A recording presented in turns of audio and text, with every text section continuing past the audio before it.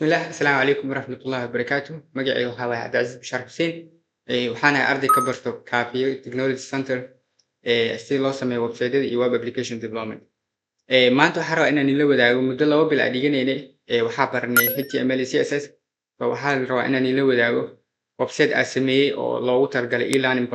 platform oo in wax lagu bartay hadda isla guda galno website-ka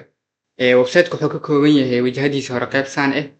oo meesha navbar waxyaalaha home-ka iyo about-ka iyo sababta u dooranaysa course waxyaalaha bixiya kaaga muuqdo iyo sidoo kale iyo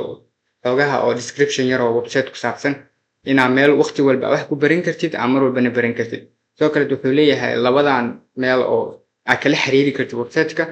oo email ahaan u diri kartid iyo meel button ah iska diiwaan gelin kartid oo meeshaan hadda hoos u baxno waxaa arkay qaybta about us-ka oo tab yar oo ku saabsan website-ka iyo meesha ku yaala information saas hadda hoos sii baxno sababta u dooranaysid iyo waxyaalaha uu fiican yahay arkay hadda hoos sii socono waxaa arkay course-ka uu bixiyo website course-ka uu bixiyo waxaa ka mid ah course-yadan arkaysiin web development graphic design iyo mobile app development hadda aad inaad course bilowdid waxa sameynaya meesha start ku qoran tahay ku dhufan start kadib videoyada ku soo baxaan cashirada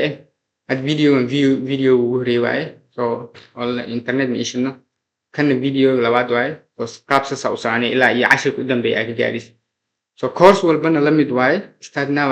graphic design ina baritarta sidoo kale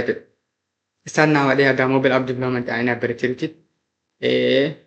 kadib hada hoos sii socono waxaa arkay meesha oo contact us iyo footer-ka oo website-ka intaan kusoo gabagabeynaa website-ka aad iyo aad u mahadsantiin